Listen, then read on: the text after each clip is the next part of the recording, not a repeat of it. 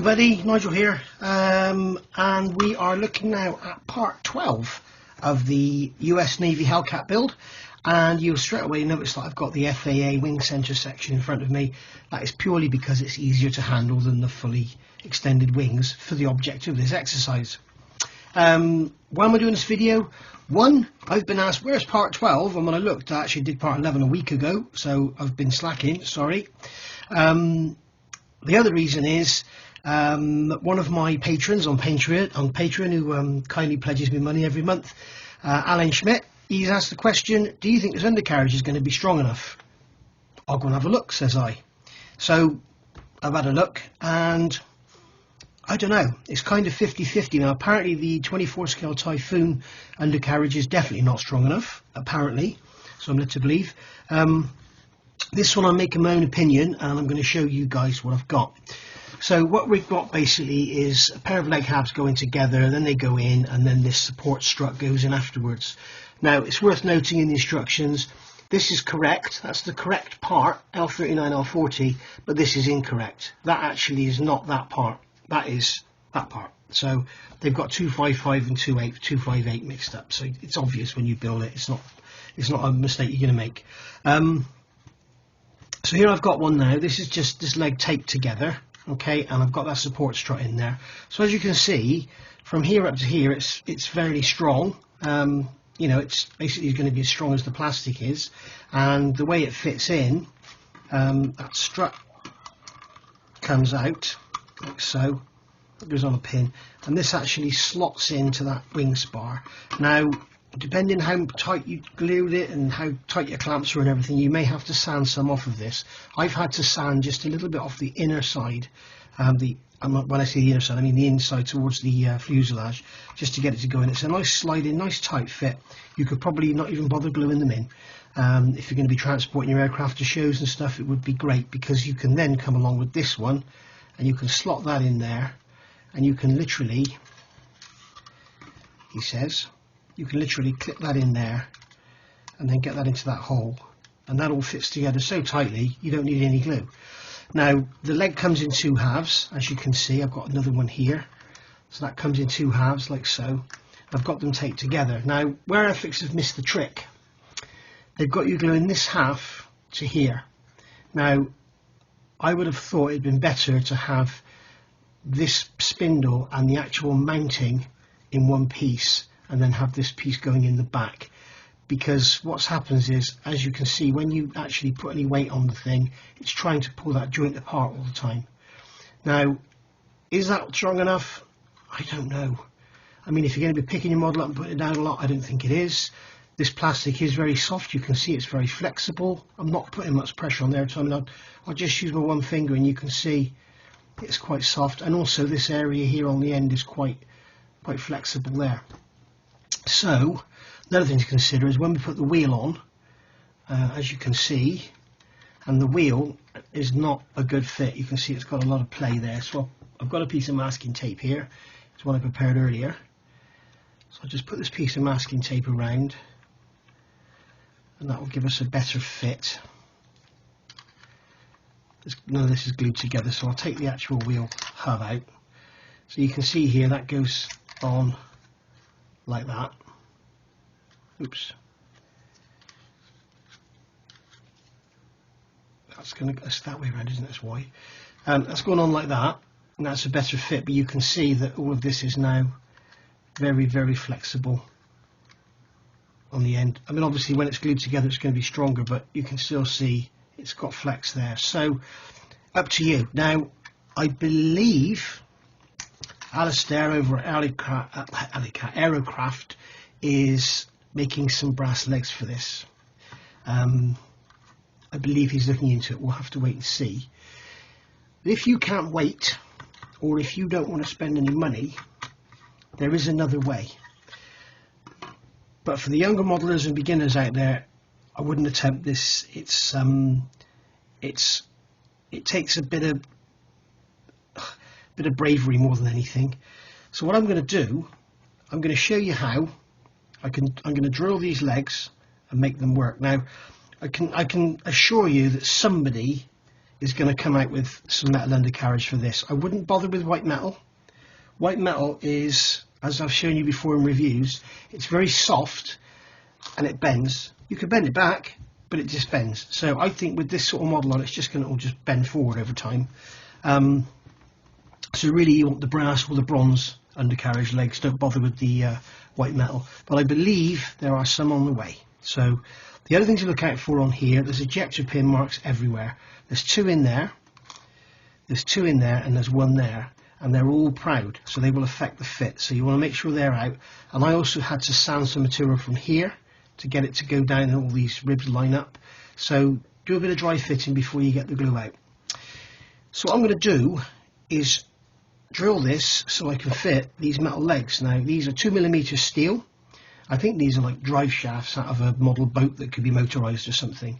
But it's 2mm steel. I've made the 2 up here. All I've done is bent them with pliers, and I've bent them to just about 90 degrees. Now you can see here this leg is not 90 degrees, but for reasons that will become apparent, it makes sense to bend these to 90 degrees, and I'll show you why in a minute. So the first thing I'm going to do is drill out the axle. So what I want to do is find the center with a pin prick and just mark the center like so. Okay, now it doesn't need to be perfectly in the center, but it wants to be pretty darn close. Okay, so there we go. Now I'm going to take my drill. This is a 0.55 drill because it's what's in there. It's what I use for the machine guns. And I'm going to set the depth to just shy of the back end. So pull it out a touch. I think that's a bit too much. Yeah, I don't want to basically drill through and make work for myself. So that should be... That's not going to go through now. So what I'm going to do... Another thing is, guys, I was going to do the HGW seat belts today and get the cockpit done, but I don't know if you can see, I've got the shakes. So that's a shame. So we're going to draw this axle shaft out. Now what we're doing here is getting the drill and keeping an eye on making sure we've got the drill running straight in both planes. So you want to run straight down the center of that shaft. You don't want to be coming out the side. You don't want to be going off one way, and that's why I use hand tools and not motor tools. Be very careful of motor tools with Airfix. The plastic is so soft. Before you know it, you've come through the side or something, or you get so much heat you melt the stuff. So I tend to not use power tools on softer plastic. In fact, I don't use power tools very much at all. You've probably noticed. So keeping our flute clear. Now we're running out of flute. There we go. We've drilled down the center there now. Okay, so now what I need to do is make a mark in this back end. And again, guys, this applies pretty much to any kit, any aircraft, any size, any scale. If you think the undercarriage legs aren't strong enough, this is what you can do. Now stuff like that Bronco that I'm building, there's no way you could do this on that because there's just too many pivot points. The reason they're weak is by design, not by kit design.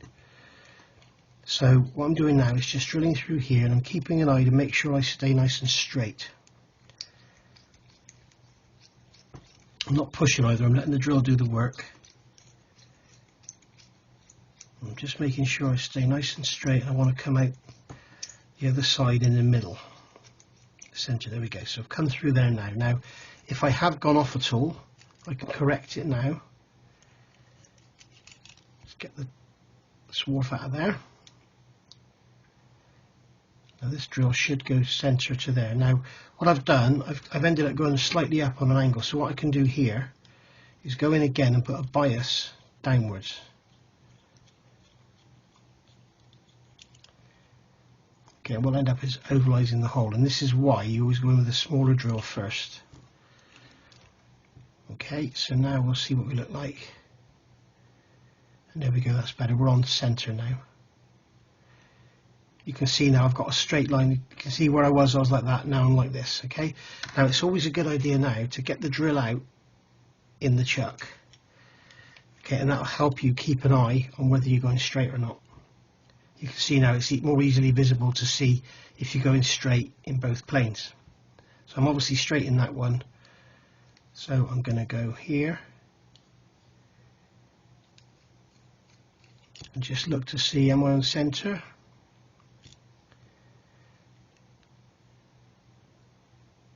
Looks like I'm off slightly to the right, so I'm going to just put some bias left.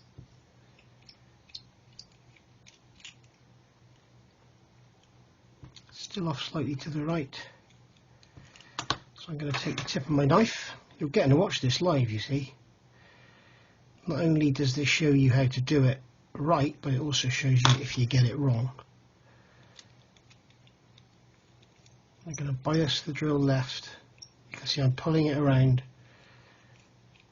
And now it should stay on center. There we go. So now what I'm hoping for is the drill is going to come out dead in that center point there. Let's see what happens.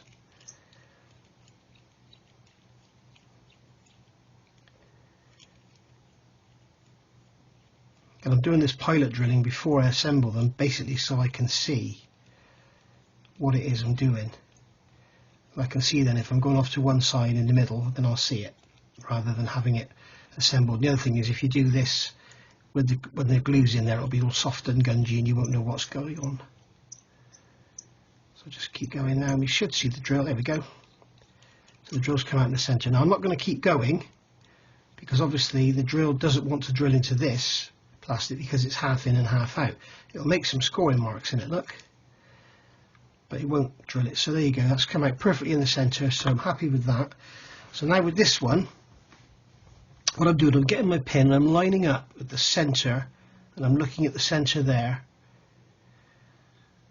and I'm happy that I'm in the center now going this way.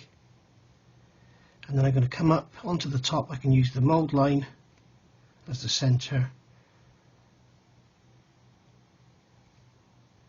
I could just make a mark. Now am I happy with that? I think that's a little bit off to one side, so just pull the pin over. If you want to move your mark, just push the pin in, pull it. Okay, so looking that way, just push it in, pull it. And I'm happy that that is on center there. So that's marked now. Again, keeping the drill out in the chuck. I pick up on that pot mark. A couple of turns, just have a look. Yeah, I'm happy with that. So now I can just start drilling. And as I say, keep looking, keeping an eye on the center, and you can see that jump there that went through the hole I previously drilled in the axle.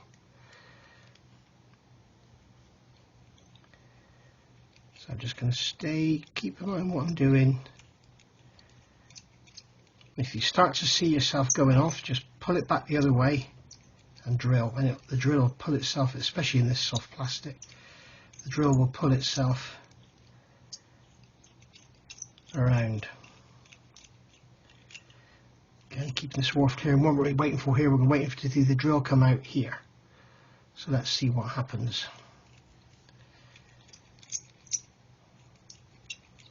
Again, if it doesn't, what I do is just pull the drill around, make the hole oval so that it's equal about, and then when the other bigger drills go in, they will follow the hole that I've made, because remember, drills will always follow a previously made hole. They're not like milling cutters, they won't start again. Or slot drill, should I say. And basically a slot drill is a flat-ended, two-fluted milling cutter.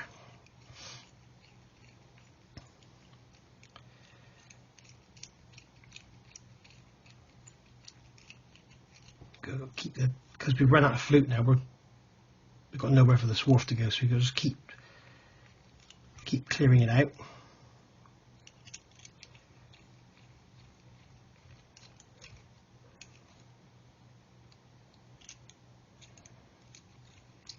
I'm sorry if this is a bit boring and slow for you guys, but I'm sure many of you would rather see the complete operation than just bits and pieces of it. I do get a lot of comments from people that say what they enjoy in my builds is the fact that I show you a lot. A lot of people do these musical background videos with, you know, la la la la, and there it is, done. And there we go, we've come out there dead on center in both planes. So now we know we're good. Now what I can do now is pull the drill out in the chuck a bit more, put it up there, and then if I squeeze it, because the plastic is so soft, I can make a groove that the bigger drills can follow. And if I can get that end of the drill to go in, yep, there we go. You can see now we've got half a hole in that side.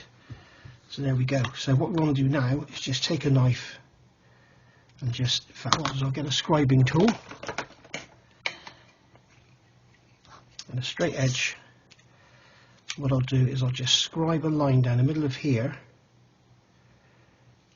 just to equal it up, so that when we drill now we'll have the drill. I'll do this one as well, not wanting to push over to one side, because remember this is going to be all glue and gooey and messy. So what I'm going to have to do now is glue these together and then leave them for a while to dry. So what I'll do is I'll get these glued together, leave them for a while to dry, and then I'll come back. Just one other thing before I glue these together, something I just noticed. If you're sat there shouting at the screen saying, "What are you doing, you idiot? Why are you drilling them before you bloody glue them together? That's stupid. What's the point in doing that?" Well, let me show you something. When you get it together, you can't get a drill in that end.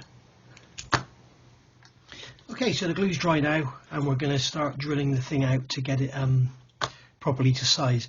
One piece of advice I would give you from experience, I would now, when I do another one, drill through the back end with your 2mm drill, just sort of 10mm in, because finding drills long enough to get all the way up at that size is not easy. So right, what I'm going to do now is just start to open up this spindle, and I've got a 1mm drill here. I lied to you in the last video. I told you I was doing this with a 0.55 drill. Of course it wasn't a 0.55 drill, it was a 0.85. So sorry about that. So just go in there with a 1mm, and then I'm going to go in with a 1 point, tighten that collet. Going to go in there with this is a 1.3. Again, just checking my depth. I want to make sure I don't go through the back. And this plastic is a bit weird to drill. It kind of, you can't kind of feel the work doing. It just goes in there straight away. It's tight because it's probably just closing back in on the drill where it's so soft. So that's that one opened out.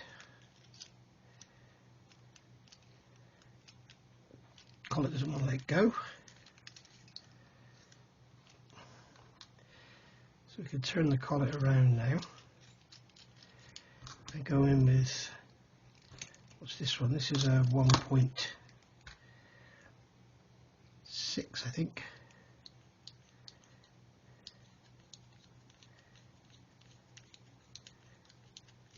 Go through to the back on that one, and then got here a 2mm just to finish it off. And if you notice, what will happen, it'll start to spread, but that doesn't matter because, as we know, it's too small anyway.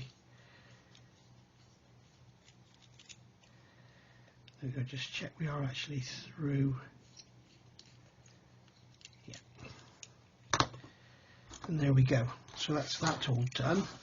And now you can see that when you put the wheel on, it's a bit of a better fit. So yeah. Right, so now that spindle is extremely weak, so we need to be careful not to put too much stress on that. So let's turn this collet around again.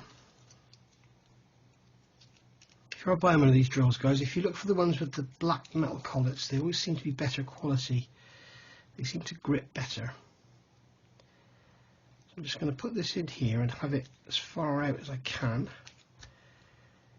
and then drill into here.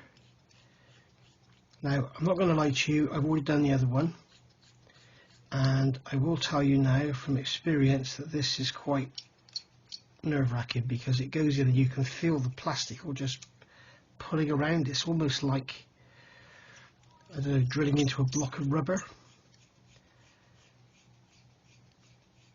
It doesn't feel like it's cutting at all, and the drill will start to wander on you. But don't worry about that. If it happens, just come back, go back in again, because I've got a cure for it.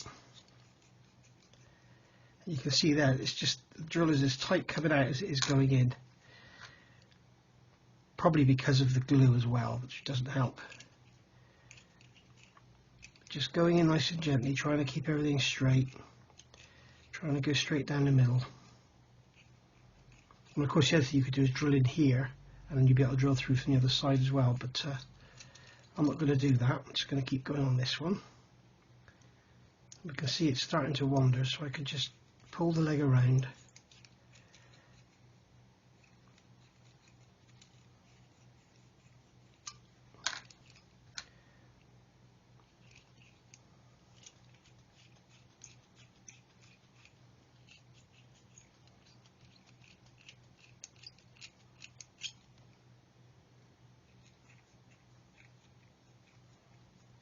There we go. We'll go with a larger drill now.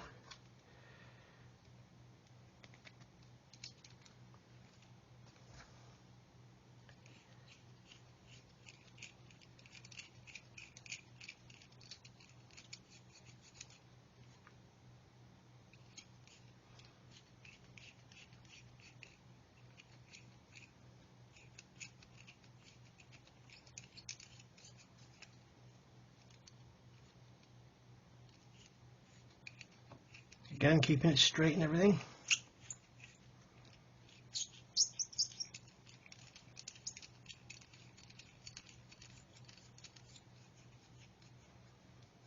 And just to show you how gooey this gets, this is a 1.65 drill, and you'll hear the tabular drill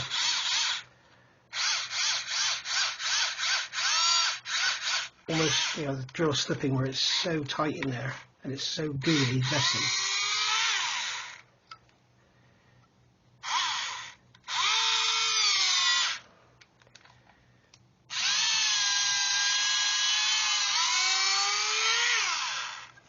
It's probably because of all the glue. I mean, it would still be like this probably after about 3 days. So maybe if you are building this kit and you're going to do this, glue your undercarriage legs together now before you start to do any work. Or do the first part of this video and then glue the undercarriage legs together.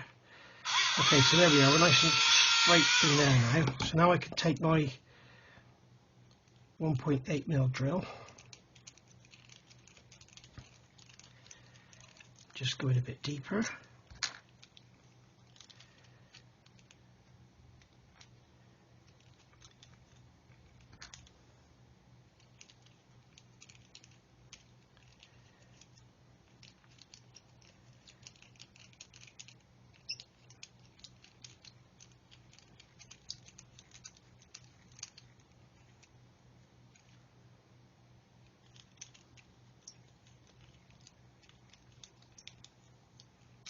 We should see the drill appear in that slot, and then we'll know we're pretty much on centre line or thereabouts.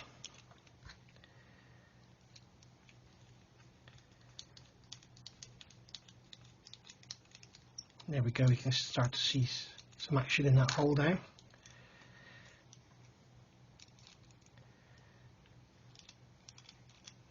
this is what I was saying, guys, about going in from the other side before you glue it all together to get this opened out first on the back end. Okay, so that's that one. Now I'm going to take the 2mm drill, and just for speed, what I'll do, I'll put this in the drill. No, I won't, because it won't fit in the collet. So I'll turn this collet around.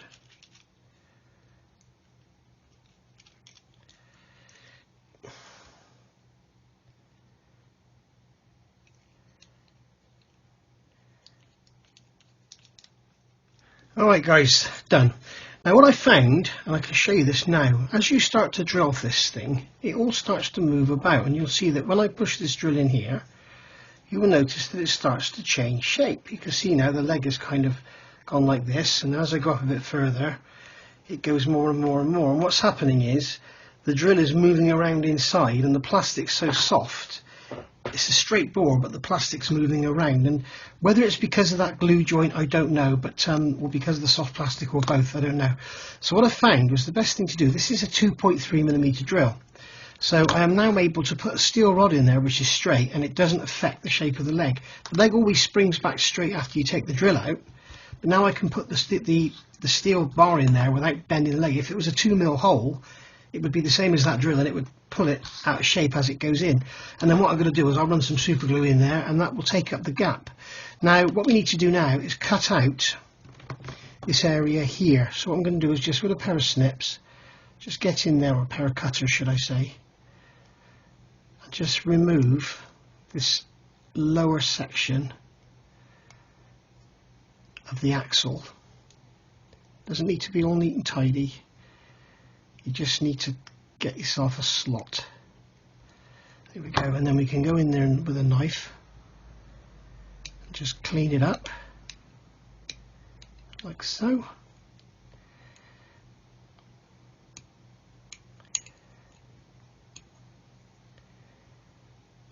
There we go, that's that cut out. And then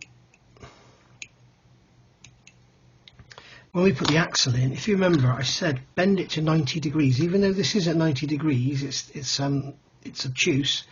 Bend that to 90 degrees, and that will save you having to do any work in this lower corner, because what you'll find now is the leg will go in, and it will pop in like that.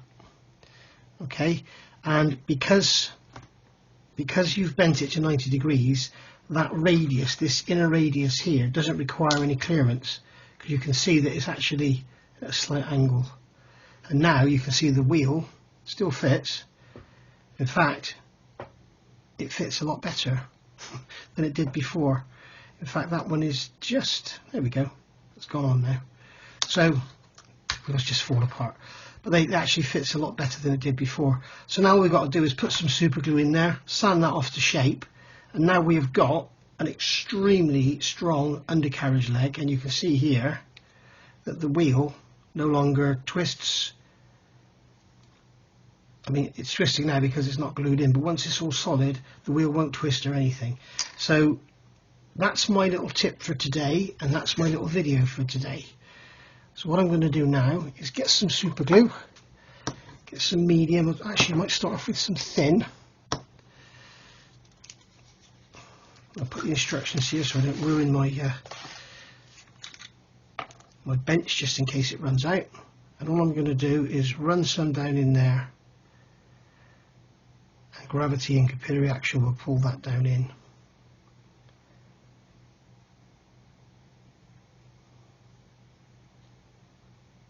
Okay, and then we'll put that down, and I'll get the other one which I did earlier, Blue Peter style.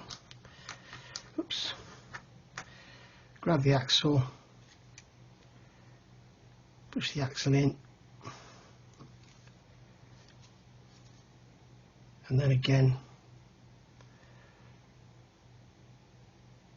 run super glue down in there. It's also a good thing, guys, if you are drilling metal rod into plastic, it is a good idea to do the hole slightly bigger, because if you do actual size for size, you can often just push the glue off as you push the part in. If you leave a bit of a gap, it's got somewhere for the glue to go. One more drop. That's gone in. And there we go. And if we want to, we could probably put a drop in on the top. And then get a cotton bud and remove the excess. Do the same on this one.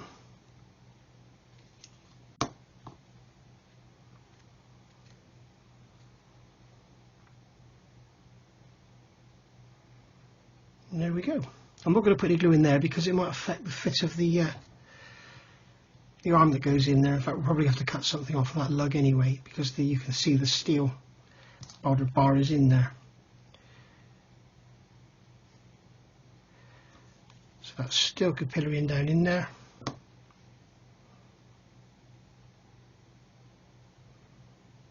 I think that's enough for now. one more drop in this one.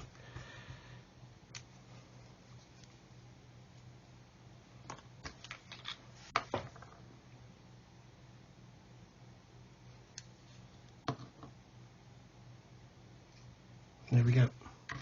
Right then guys, so there we go. So now you can see legs are all done, they're strong. Got to do some filler work around the bottom with some Mr. Servicer or whatever. And on this one you can see the Airfix actually moulded on the brake line here. And it's not good because as you get to here it's sort of just the restrictions of injection moulding really. I wish they hadn't put on there at all, and then we could just have one out of lead. But it takes a bit of clean up, but it's worth doing because it's such a prominent part of the undercarriage. It is on the back and the door is on the front, so basically you will see it when you look backwards.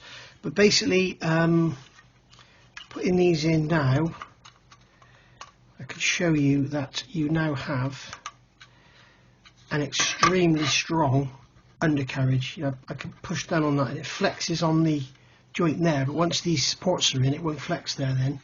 So once you've got those supports in holding it there, they won't flex, and they're extremely strong. And you can see I put the wheel on here and you can see it stands on there. There's no bowing outwards or anything, it's not doing anything at all. So there we go guys. I'm not going to bore you with the filler and the rubbing down bit around the bottom, you know about all that. Something I recommend doing if you can't wait for brass undercarriage legs, or can't afford them, don't want to spend the money, whatever, this is a way around it. So I've done this basically because I was asked the question, are these legs strong enough? No, I don't think they are. Although it's debatable, it's not a case, it's not exactly black and white. It's not like that. Which kit am I thinking of? The Trumpeter F105 Thunder Chief, is it? The undercarriage on that is not strong enough, definitely, and apparently the Typhoon definitely isn't strong enough either, apparently. So there we go.